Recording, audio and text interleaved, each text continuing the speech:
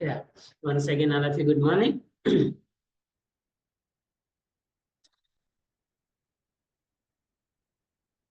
Yeah. What is this one? Core Java. So actually, the Java programming language divided into how many parts? One is second one is advanced Java. So we are already discussing from starting onwards. Core Java is also discussed into two parts. Core Java కూడా మనం ఎన్ని parts divide చేస్తామండి? What are the two parts? One is basic concepts and the second one is OOPS concepts, object oriented programming structure concepts. Okay అండి, ఒకటేమో basic concepts అనుకున్నా, ఇంకోటేమో OOPS concepts అనుకున్నా. So up to here what we are discussing, those all concepts related to basic concepts. ఇప్పటి వరకు మనం ఏదైతే discuss చేసినామో దాదాపు we are discussing nearly 35 sessions. 35 sessions వరకు డిస్కస్ చేసింది. ఓకే అండి, these all are qualities basic concepts. ఓకేనా? So what are the different things we are discussed in to here? History of Java, okay అండి, version history of the Java, features of Java, advantage and disadvantage of C++ and Java, how to install Java, how to set the Java path, how to run Java programs in command prompt, notepad by using command prompt, how to install Eclipse IDE, how to create a project, package, class, okay, Java tokens like keywords, constants, literals, data types, variables, type conversions, errors, comments, 8 types of operators, okay na, control flow statements, conditional statements, looping statements, branching statements.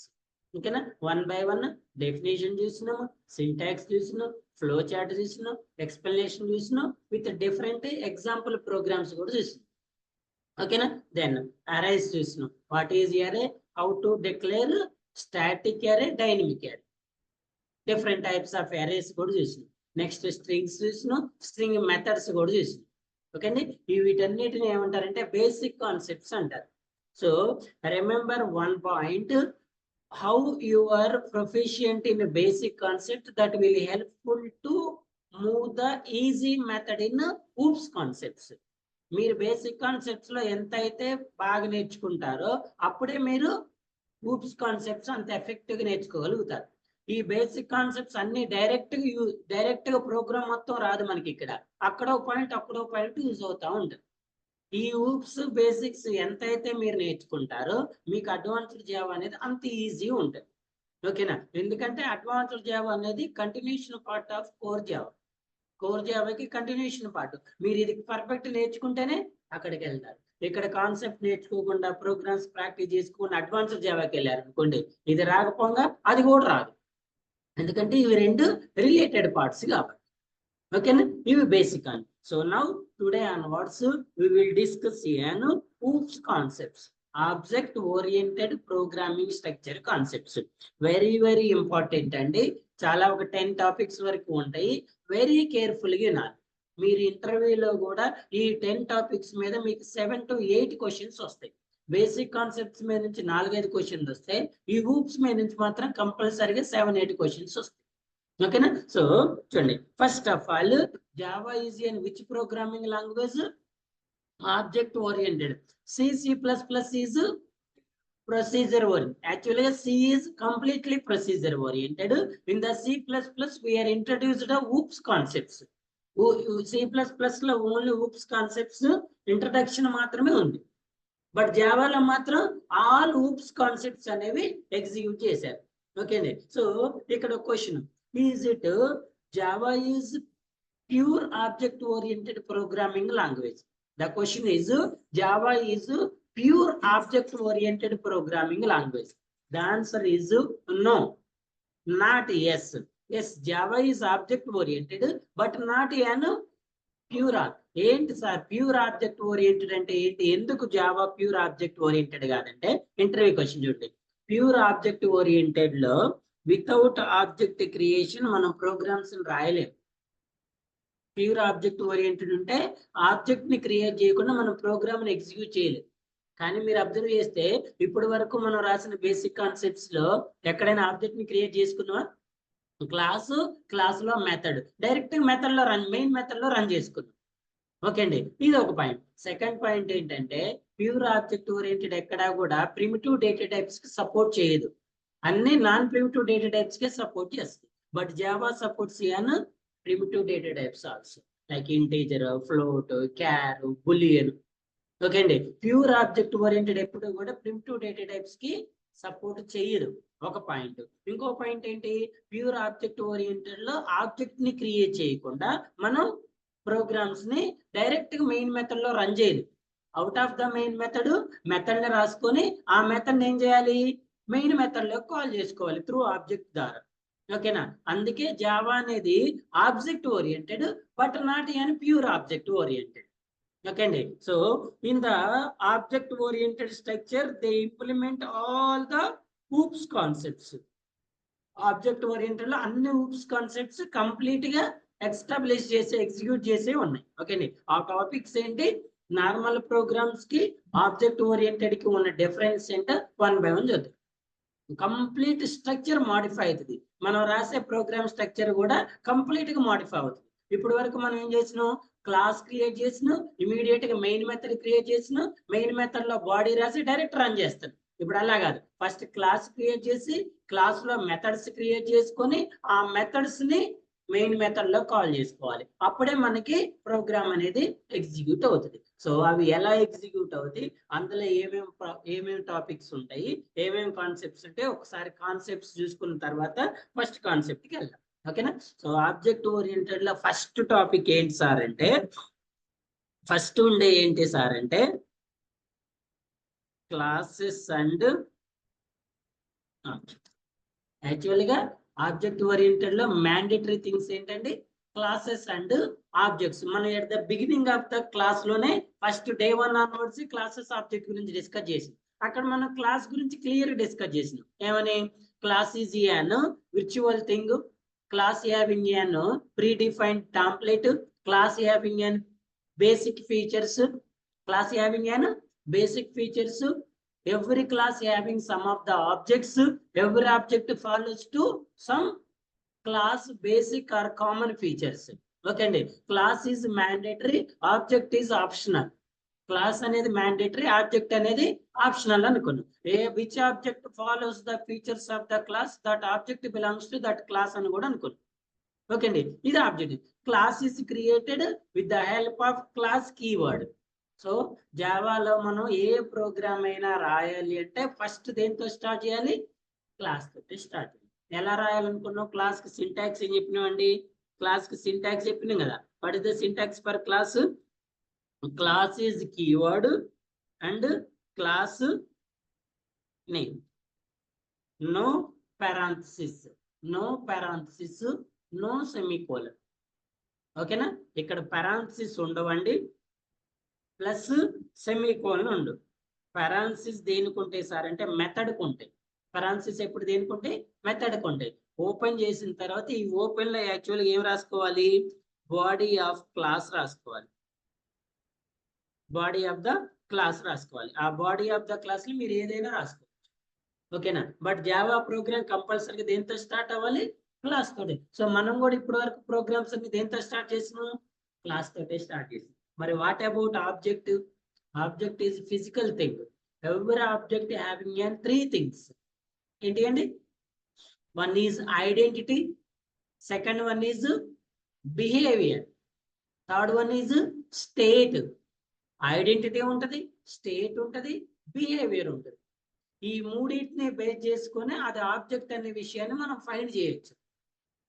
For example Apple తీసుకున్నాం అనుకోండి, Apple అనేది object. దానికి ఒక shape ఉంటుంది, దానికి ఒక colour ఉంటుంది, దానికి ఒక టేస్ట్ ఉంటుంది. అర్థమైందా, బనానా తీసుకున్నాం, బనానాకు ఒక షేప్ ఉంటుంది, ఒక కలర్ ఉంటుంది, ఒక టేస్ట్ ఉంటుంది. షేప్ చూసి ఫైండ్ చేయొచ్చు, కలర్ చూసి ఫైండ్ చేయొచ్చు, ఈవెన్ టేస్ట్ చూసి కూడా ఫైండ్ చేయొచ్చు. బట్ ఇయర్ ఈ యాపిల్ బనానా రెండు కూడా ఏంటండి, ఫ్రూట్.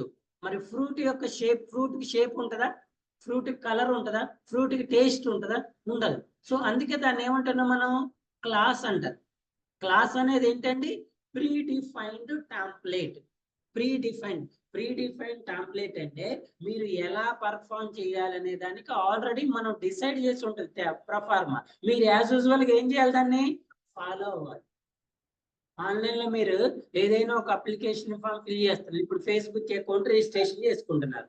టాంప్లెట్ ఓపెన్ అవుతుందా లేదా, ఏం ఓపెన్ అవుతుంది, first name, last name, mobile number, date of birth, password, ఇంకా ఏదో అకౌంట్ క్రియేట్ చేయాలి, అక్కడ కూడా ఓపెన్ అవుతాయి లేదా, enter your email ID, password, re-enter password, captcha code.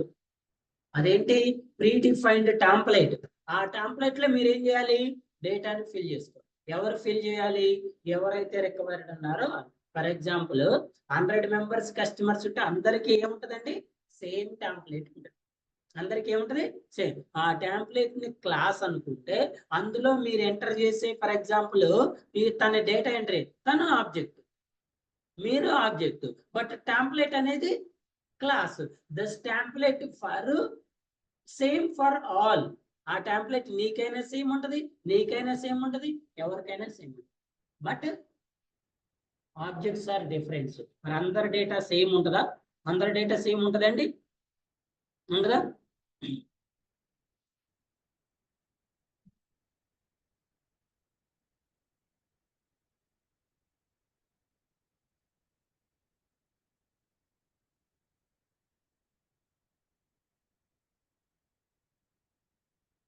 నా ఆన్లైన్ స్టూడెంట్స్,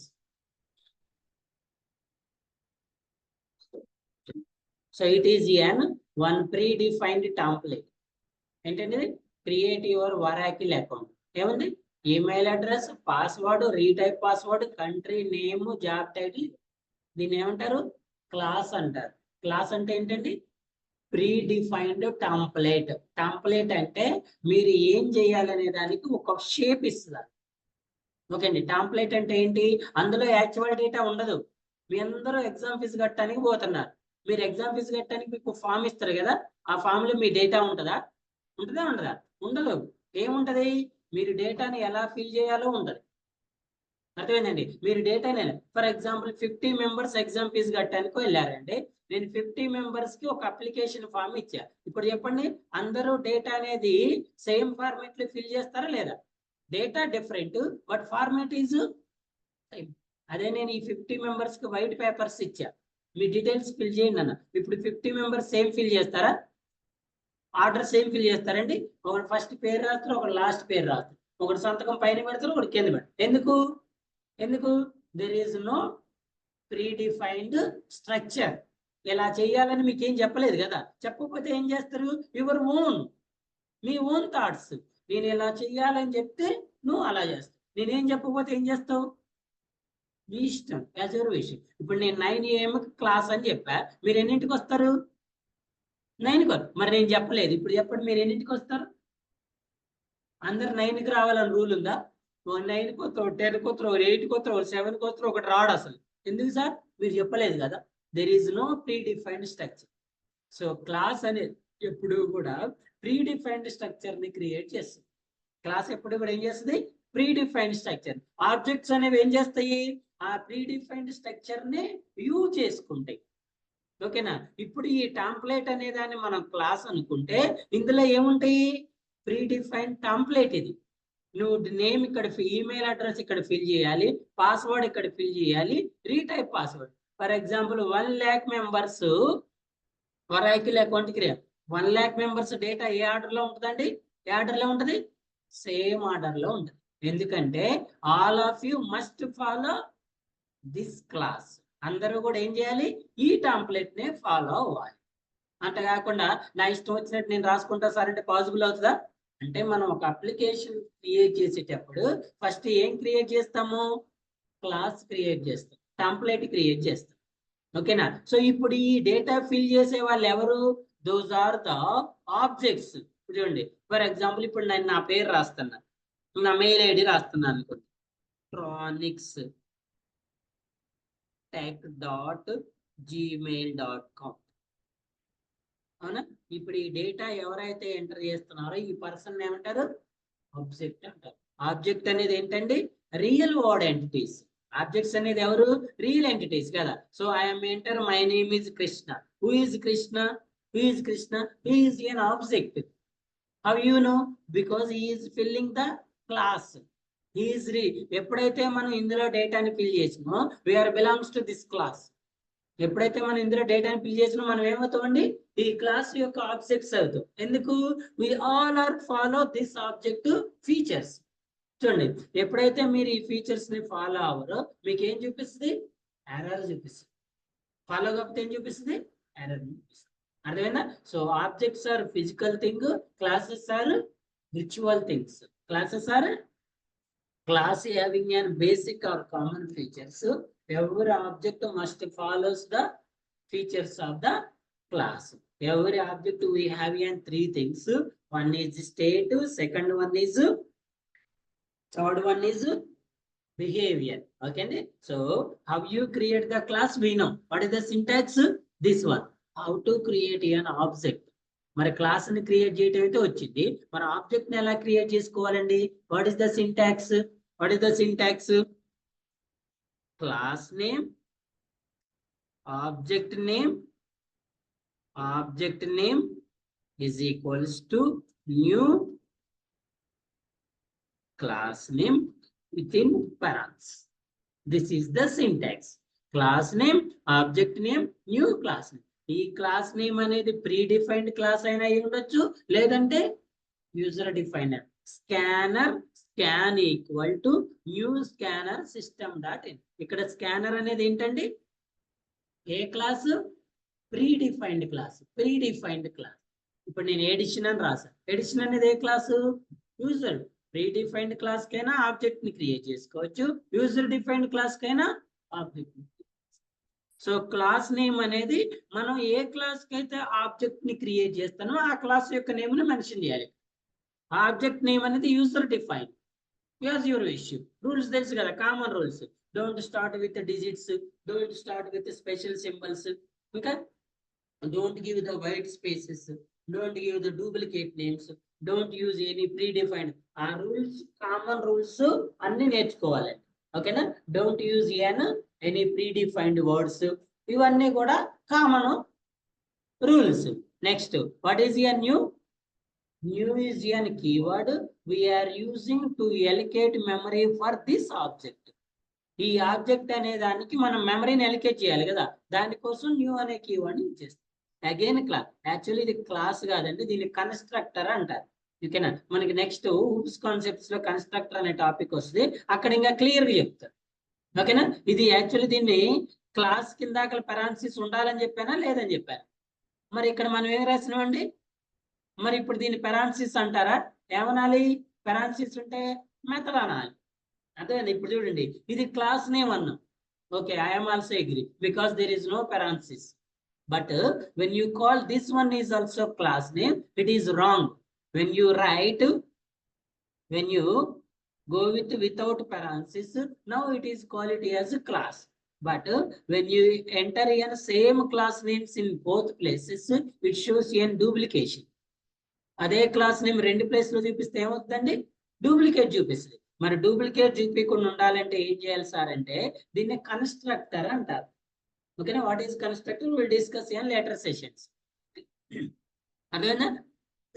సో ఆబ్జెక్ట్ ని క్రియేట్ చేసి ఇప్పుడు ఈ ఆబ్జెక్ట్ ద్వారా ఏం చేయాలండి, ఆబ్జెక్ట్ ద్వారా ఏం చేయాలి, మెథడ్స్ ని కాల్ చేయాలి. ఆబ్జెక్ట్ ద్వారా ఏం చేయాలి, మెథడ్స్ ని కాల్ చేయాలి. ఎలా కాల్ చేస్తాము, ప్రీ డిఫైన్డ్ మెథడ్ ఉంటది కదా, స్కాన్ డాట్ నెక్స్ట్. ఇక్కడ స్కాన్ అనేది ఏంటి, నెక్స్ట్ ఫ్లోట్ అనేది ఏంటి, predefined method. Predefined method అనాలి, మెన్షన్ చేయాలి అక్కడ. ఇప్పుడు మనం స్కానర్ అని రాసింది. What is an scanner? What is an scanner? Predefined class. Okay అండి. ఇప్పుడు మనం ఎడిషన్ అని రాసింది, ఇక్కడ అదే క్లాస్ యూజర్ డిఫైన్డ్ క్లాస్. నేను ఇక్కడ ఓబీజే అని రాసా, అదేంటి, ఆబ్జెక్ట్. ఓకేనా? మనం యూజర్ డిఫైన్డ్ క్లాస్ కైనా ఆబ్జెక్ట్ ని క్రియేట్ చేసుకోవచ్చు, ప్రీ డిఫైన్డ్ క్లాస్ కైనా ఆబ్జెక్ట్. ఆబ్జెక్ట్ ని ఎందుకు క్రియేట్ చేయాలి సార్ అంటే, ఆ క్లాస్ లో ఉన్న మెథడ్స్ రన్ అవటం కోసం మనం ఆబ్జెక్ట్ ని క్రియేట్ చేసుకోవాలి. అర్థమైనా? So this is about classes and objects. అర్థమైందా? సో ఆబ్జెక్ట్ ఓరియంటెడ్ లో ఫస్ట్ ఉండే రెండు కాన్సెప్ట్స్ ఏంటండి? Classes and objects. ఆల్రెడీ మనం ఇంతకుముందు స్టార్టింగ్ టైం ఒకసారి డిస్కస్ చేసినాము. సో మళ్ళీ ఇంట్రడక్షన్ పార్ట్ చెప్పాను. క్లియరా? ఇందులో ఏమైనా డౌట్ ఉందా? ఏం డౌట్ ఉందా? లేదు కదా? సో ఫస్ట్ టాపిక్స్ డిస్కస్ చేద్దాం, దాని తర్వాత వన్ బై వన్ వెళ్ళండి. So first one as usually classes and objects. The next one is methods. What is the next concept? Methods. Then constructors. Methods tarvata constructors. Then inheritance. Constructor tarvata inheritance. Inheritance tarvata method overloading. Method overloading. Right. ఈ method overloading over riding ని base చేసుకొని మనకు వచ్చే concept ఏంటంటే polymorphism. Polymorphism లో static polymorphism, dynamic polymorphism ఉంటుంది. వాటిని ఎలా అచీవ్ చేస్తుంది సార్ అంటే with the help of overloading and over riding. Polymorphism తర్వాత నెక్స్ట్ కాన్సెప్ట్ ఏంటంటే డేటా అబ్స్ట్రాక్షన్. ఈ డేటా అబ్స్ట్రాక్షన్ బేస్ చేసుకొని వచ్చే టాపిక్ ఏంటంటే ఇంటర్ఫేస్. డేటా అబ్స్ట్రాక్షన్ మీద వస్తుంది, interfaces. Next data hiding. Data hiding మీద వచ్చే కాన్సెప్ట్ ఏంటి సార్ అంటే ఎన్క్యాప్సులేషన్. డేటా హైడింగ్ మీద ఏమొస్తుంది? ఎన్క్యాప్సులేషన్ వస్తుంది. ఎన్క్యాప్సులేషన్ అయిపోయిన తర్వాత నెక్స్ట్ టాపిక్ ఏమొస్తుంది సార్ అంటే గార్బేజ్ కలెక్షన్ వస్తుంది. దాని తర్వాత నెక్స్ట్ టాపిక్ ఏమొస్తుందంటే ఎక్సెప్షన్ హ్యాండ్లింగ్. ఓకేనా? ఇవి మనం ఊప్స్ కాన్సెప్ట్స్ లో కవర్ చేసే ఆల్ టాపిక్స్.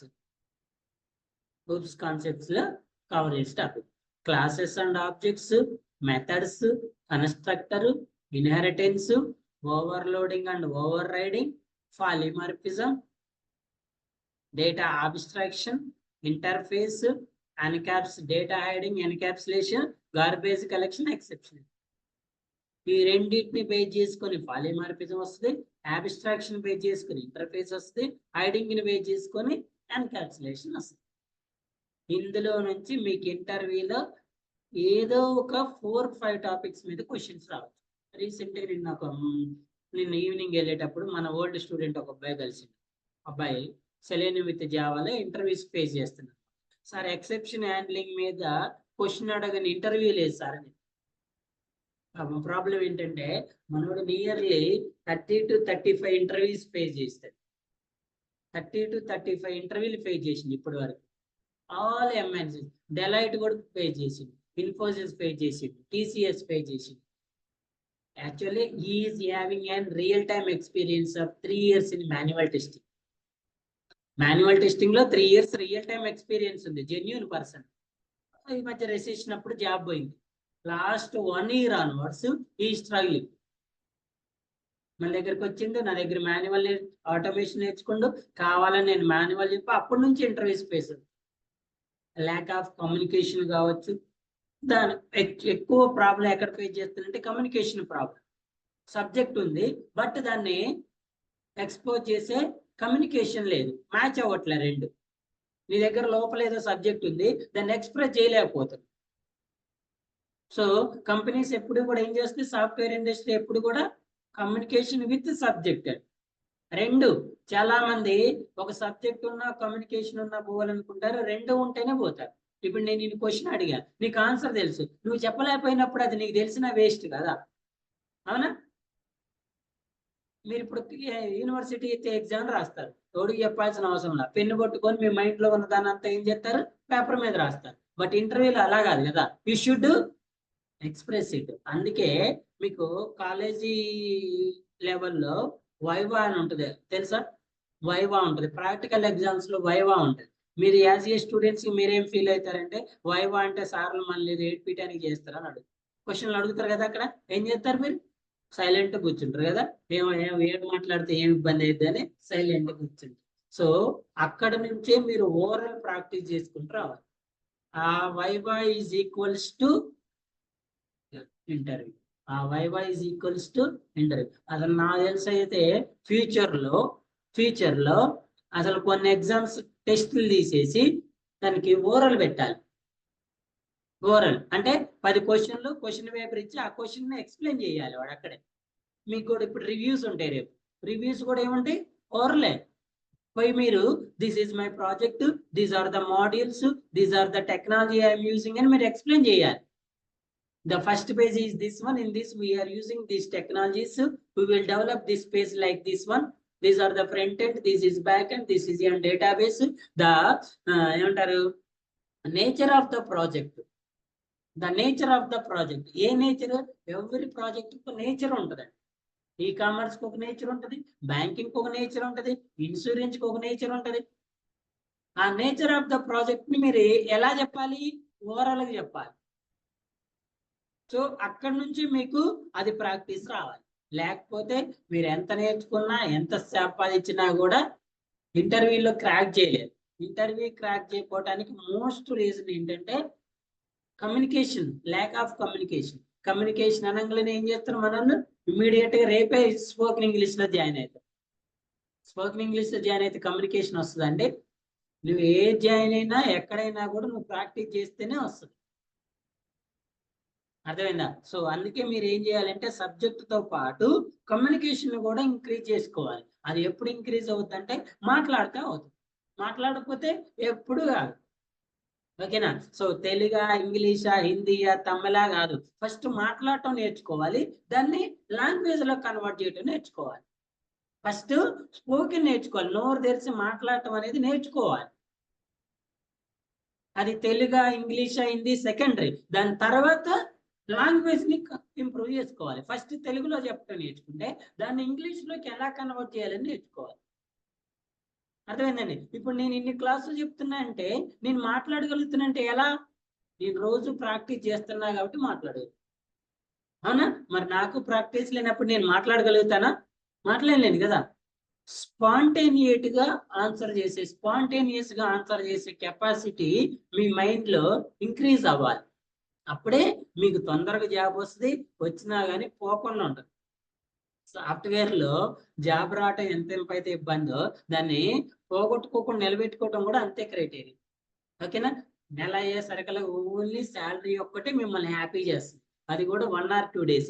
రిమైనింగ్ 28 days కూడా మీరు హ్యాపీగా ఉండరు. ఎందుకంటే ఏ రోజు తెమత ఉంటుంది కదా, దినగండం అని, ఏ రోజు జాబ్ ఉంటుందో ఏ రోజు పోతుందో తెలియదు.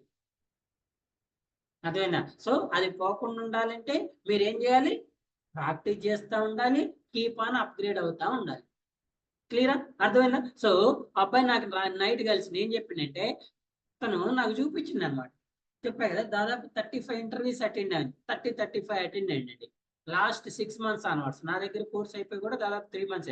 నేను నా దగ్గరకు వచ్చే ప్రతి నోటిఫికేషన్ తనకు ఫార్వర్డ్ చేస్తా ఉన్నాను. పలానా దగ్గర ఓపెనింగ్ ఉంది, పలానా అప్లై చేస్తాడు, షార్ట్ లిస్ట్ అవుతుండు, ఇంటర్వ్యూ షెడ్యూల్ అవుతుంది. ఇక్కడ విషయం ఏంటంటే ఇంటర్వ్యూస్ కూడా షెడ్యూల్ అవుతుంది.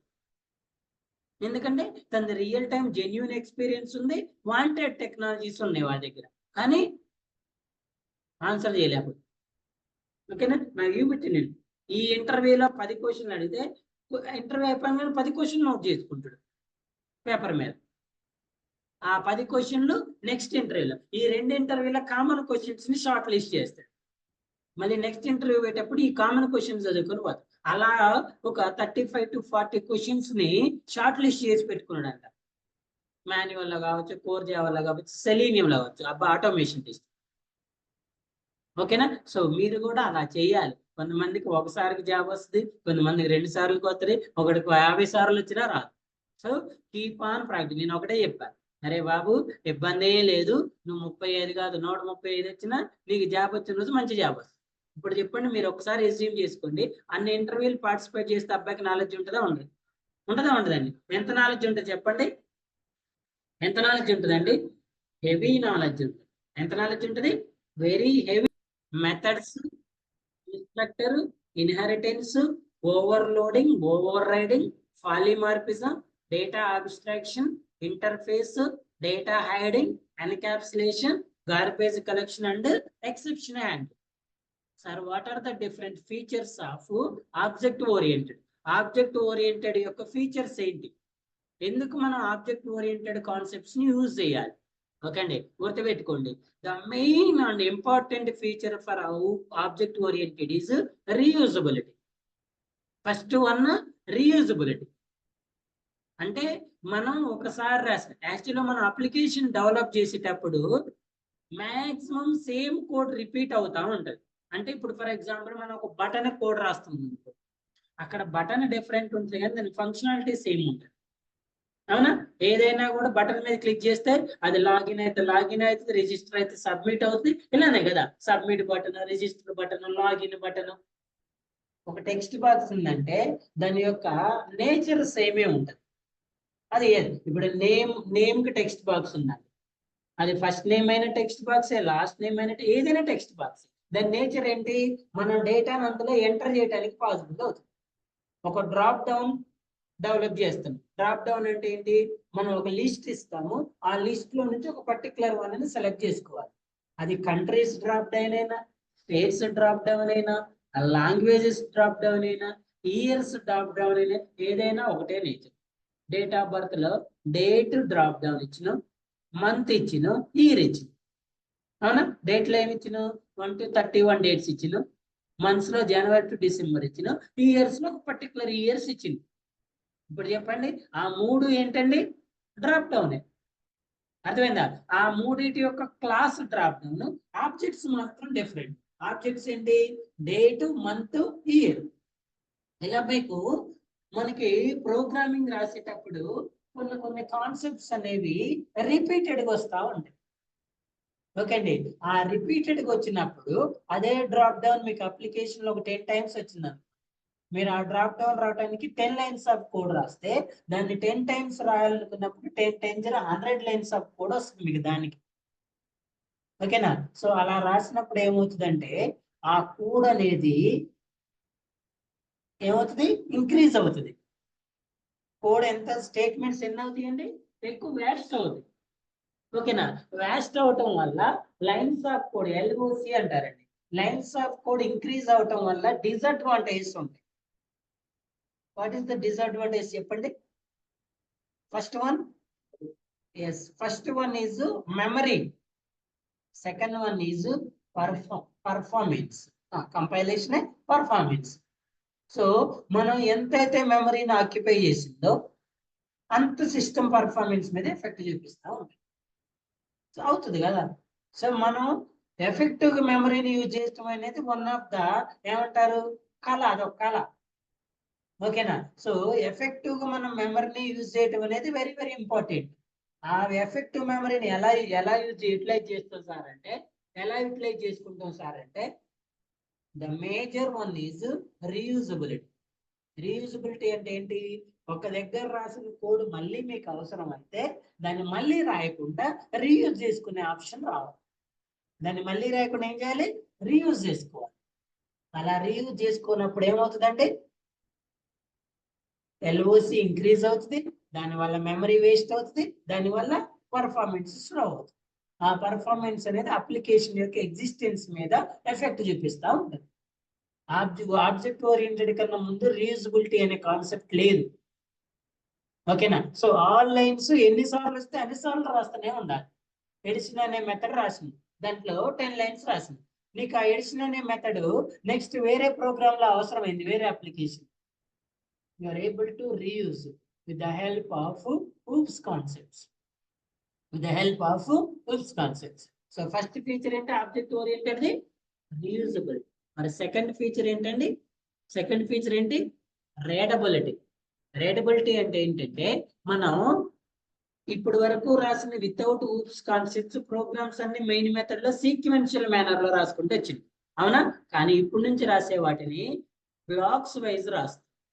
బ్లాక్ అంటే ఒక మెథడ్ ఓపెన్ క్లోజ్, అది ఒక పార్ట్. నెక్స్ట్ మెథడ్, నెక్స్ట్ ఇలా మీరు 10 మెథడ్స్ రాస్తే 10 మెథడ్స్ ని సపరేట్ గా ఓపెన్ చేస్తాము, క్లోజ్ చేస్తాం. అలా ఓపెన్ క్లోజ్ చేయటం వల్ల ఏమవుతుందంటే రీడబిలిటీ అనేది ఈజీ అవుతుంది. ఏ మెథడ్ దేనికి అనేది ఈజీ ఉంటుంది. అలా బ్లాక్స్ వైజ్ రాయటం వల్ల వచ్చే అడ్వాంటేజ్ ఏంటంటే టెస్టింగ్ వాళ్ళకి ఐడియా ఉంటుంది. రెగ్రెషన్ డిఫెక్ట్స్ అంటారు. తెలుసా? డిఫెక్ట్స్ వేరు, రెగ్రెషన్ డిఫెక్ట్స్ వేరు. డిఫెక్ట్ అంటే ఏంటి? ఫస్ట్ మనం ఒక ఫంక్షనాలిటీ రాసినప్పుడు ఆ ఫంక్షనాలిటీ కరెక్ట్ వర్క్ చేయకపోతే డిఫెక్ట్ అంటారు. అవునా? రెగ్రెషన్ డిఫెక్ట్స్ అంటే ఏంటంటే ఇప్పుడు ఫర్ ఎగ్జాంపుల్ టెస్టింగ్ మీకు ఒక డిఫెక్ట్ వచ్చింది, రిపోర్ట్ చేసింది. మీరు ఆ డిఫెక్ట్ ని ఫిక్స్ చేస్తున్నప్పుడు మీకు తెలియకుండా వేరే డిఫెక్ట్స్ అనేవి క్రియేట్ అవుతా ఉంటాయి. వాటిని రెగ్రెషన్ డిఫెక్ట్స్ అంటారు. అర్థమైనా? ప్రోగ్రామింగ్ ఎప్పుడు కూడా ఒక ఎర్రర్, ఒక ఎఫెక్ట్ అనేది ఓపెన్ కు క్లోజ్ మధ్య తిరుగుతూ ఉంటది. మీరు మెయిన్ మెథడ్ దగ్గర ఓపెన్ చేసి ఎండ్ ఆఫ్ ద బాడీలో క్లోజ్ చేశారు అనుకోండి, ఏ చిన్న మిస్టేక్ వచ్చినా ఎంటైర్ కోడ్ మొత్తానికి ప్రాబ్లం చూపిస్తుంది. అర్థమవుతుందా? ఇప్పుడు ఫర్ ఎగ్జాంపుల్ మీరు కోడ్ ఇక్కడ రాశారండి, ఇక్కడ రాశారు 100 లైన్స్ రాశారు. మీరు ఇందులో ఎక్కడ సెమీకోల్ని మిస్ చేసినా ఈ ఆల్ లైన్స్ కి ఎఫెక్ట్ చూపిస్తుంది. మనం మెథడ్స్ లో ఎలా రాస్తాము? మెథడ్ 1, మెథడ్ 2, మెథడ్ 3 ఇలా రాస్తాం. ఒకవేళ మీరు ఇందులో మిస్టేక్ చేస్తే అది ఈ మెథడ్ కి మాత్రమే ఎఫెక్ట్ చూపిస్తుంది. ఓకేనా? రెగ్రెషన్ డిఫెక్ట్స్ అంటారు. రెగ్రెషన్ అంటే ఏంటంటే మీరు ఇక్కడ డిఫెక్ట్ ని ఫిక్స్ చేస్తున్నప్పుడు మీకు తెలియకుండా అది వేరే దగ్గర ఎఫెక్ట్ చూపించి వేరే డిఫెక్ట్స్ ని క్రియేట్ చేస్తుంది. అవి ఫస్ట్ ఉండవు, ఇప్పుడు ఈ ఫిక్స్ చేయటం వల్ల వస్తుంది. అర్థమైందా? మనం హెడ్ లైట్ పని చేయట్లేదని మెకానిక్ దగ్గరికి పోతే వాడు హెడ్ లైట్ రిపేర్ చేసిండు, హెడ్ లైట్ రన్ అవుతుంది, కానీ సిగ్నల్ లైట్స్ పోయింది. ఎందుకు పోయినాయి? వాడు కావాలని సిగ్నల్ లైట్స్ తీసేస్తారా? మీకు తీసేస్తారండి? తీసేయడు. అయినా ఎందుకు పోయినాయి? ఎందుకంటే ఈ సిగ్నల్ లైట్స్, హెడ్ లైట్స్ అన్ని కూడా ఒకటే పార్ట్ లో ఉన్నాయి. వాడు దీన్ని ఫిక్స్ చేసే పార్ట్ లో దీనికి ఎఫెక్ట్ చూపించింది. ఆ చూపించిన విషయం కూడా వాడికి తెలియదు మెకానిక్. ఆ వేరే పార్ట్స్ ఎఫెక్ట్ చూపిస్తున్నాయా లేదని చెక్ చేసుకుంటే రెగ్రెషన్. ఆ రెగ్రెషన్ డిఫెక్ట్స్ రాకుండా ఉండడం కోసం మనకి హూప్స్ కాన్సెప్ట్స్ అనేవి, ఈ బ్లాక్స్ అనేవి యూజ్ అవుతాయి. ఎందుకంటే ఆ బ్లాక్స్ అనేవి పర్టికులర్ స్ట్రక్చర్ కి మాత్రమే ఎఫెక్ట్ చూపిస్తుంది. మీరు ఇందులో మాడిఫికేషన్ చేస్తే అసలు రిమైనింగ్ బ్లాక్స్ కి ఎలాంటి ఎఫెక్ట్ ఉండదు. అదే మీరు సీక్వెన్స్ లో చేస్తే ఎక్కడ చేసినా ఎవరికి ఉంటుంది effect? Entire open and close మొత్తంలో ఉంటుంది. అర్థమైందా? సో ఇలా బ్లాక్ ఆఫ్ కోడ్ రాయటం వల్ల రీయూజబిలిటీ అనేది, రీయూజబిలిటీ కూడా ఈజీ. ఏ పార్ట్ అని ఇక్కడ మరి అన్ని పార్ట్స్ ని రీయూజ్ చేసుకోలేం కదండి. ఇప్పుడు మీకు ఇందులో ఒక 20 to 30 లైన్స్ ఆఫ్ కోడ్ అవసరం ఉంది, బట్ మొత్తం మీకు సీక్వెన్స్ లో ఉంది. మీరు రీయూజ్ చేయాలంటే మళ్ళీ ఏం చేయాలి? 100 లైన్స్ రీయూజ్ చేయాలి. మరి 10 లైన్స్ కి 100 లైన్స్ రీయూజ్ చేయడం మళ్ళీ కొత్త ప్రాబ్లం కదా. అదే ఇక్కడ ఈ 10 లైన్స్ ని సపరేట్ బ్లాక్ లో రాస్తాం. ఈ 100 లైన్స్ ని 10 బ్లాక్స్ రాస్తాం, 10 మెథడ్స్ లో రాస్తాం.